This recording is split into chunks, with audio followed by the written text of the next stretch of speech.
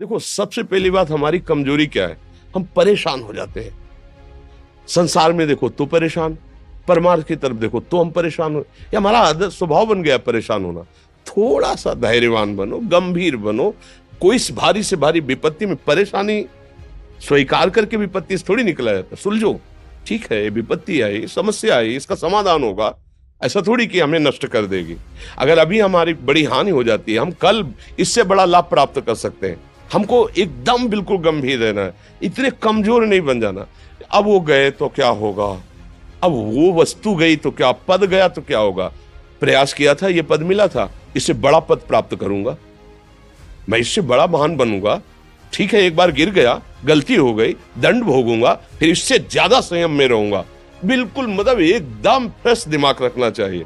पर अपने लोग क्या है, जरा सी बात में एकदम पछड़ा कर लेते हैं, एकदम कमजोर हो जाते हैं। ये बिल्कुल ठीक नहीं है। हम जीवन भर की यात्रा की बात कह रहे हैं, भारी से भारी कष्ट में भी मुस्कुराना, तो हमें बल मिला है, हमें भगवान की कृपा का दर्शन हुआ है, हमें उनका दुलार दिखाई दिया है।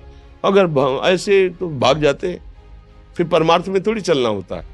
आज जो आप सुन करके लाभ लेने की चेष्टा कर रहे हो ना, ये केवल प्रवचन नहीं है, ये जीवन है। अगर ये जिए ना होते ना, तो ये इसका प्रभाव नहीं पड़ता, फिर वाणी का प्रभाव नहीं पड़ता। हम इसीलिए कहते हैं, जैसे आप लोग एकदम परेशान हो जाते हैं जब बोलो, क्या हमसे ज्यादा परेशानी होगी?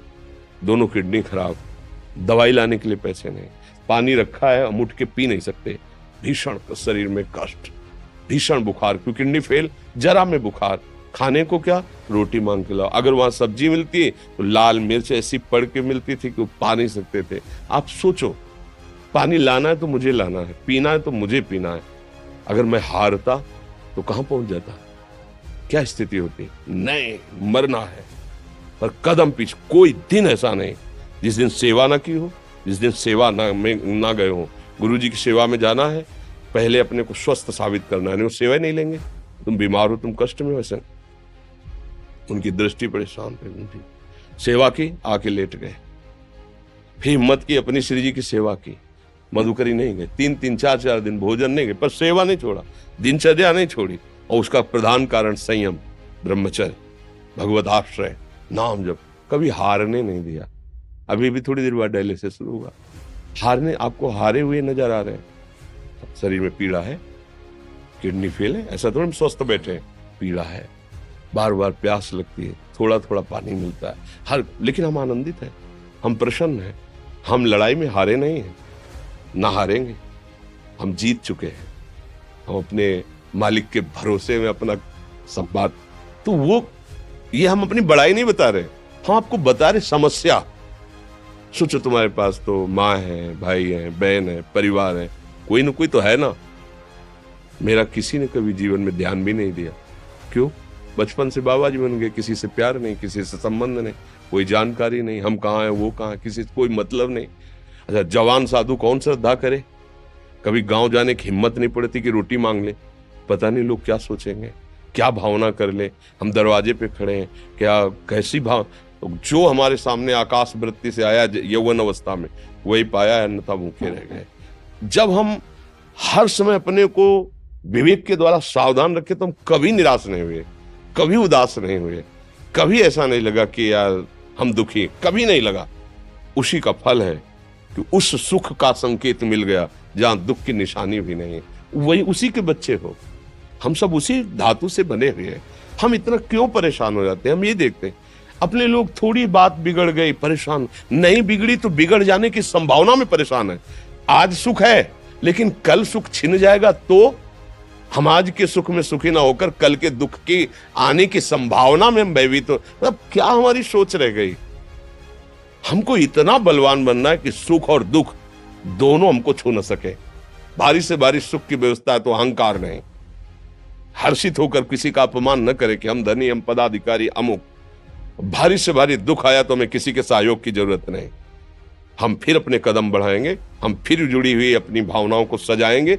मस्त जीवन, एकदम तुम अविनाशी के बच्चे हो। शेर का बच्चा भेड़ों के बीच में फंसकर म्यों म्यों बोल रहा है, बस अगर दहाड़ना सीख जाए तो कोई भी उसे परास्त नहीं कर सकता। ऐसे भगवद अंश, तू प्रपंच में फंसकर अपने को इतना दीन क्यों देख रहा है? तू ऐसा है कि भगवान के दिव्यास्त्र में भी ताकत नहीं तेरे को मार सके। तू अविनाशी का अविनाशी बच्चा है। विनाशी भोगों को, विनाशी शरीर को मैं मान के इतना भयभीत, इतना दुख ठीक नहीं। ये सबके लिए, केवल एक के लिए नहीं। आप समझो, आप लोग सोचते हैं हम गृहस्थ होकर भला ऐसी स्थिति कैसे। जनक जी सुखदेव जी के गुरु हैं और राजा हैं, महल है, रानियां हैं, नौकर है, चाकर। क्या सुखदेव जी जिनके शरीर में लंगोटी भी नहीं है, दिगंबर, परमहंस के गुरु हैं जनक जी जो राजा हैं। समझो, आप ऐसा ना सोचे कि हम नौकरी कर रहे हैं, हम संसार में, हम गृहस्थ हैं, हम आध्यात्मिक की ऊंचाई पर नहीं चढ़ सकते। नहीं, आप एक सरकारी नौकरी या आप किसानी या व्यापार करते हुए आप एक अध्यात्म की ऊंचाई में चढ़ सकते हैं। और अध्यात्म ही है जो तुम्हें इस माया के दुख सुख से ऊपर उठा सकता है। दूसरा, चाहे जितनी संपत्ति आ जाए, आप सुखी नहीं हो सकते। सब देख लो, आंख खोल के देख लो। अध्यात्म ही है जो तुम्हें हर कष्ट सहकर मुस्कुराकर जीने का रास्ता बता देगा कि आप आनंदित हो जाओगे। कुछ नहीं बिगड़ा। अध्यात्म है तो कुछ नहीं बिगड़ा, अध्यात्म नहीं है तो कुछ नहीं बना, कुछ हाथ नहीं लगने वाला।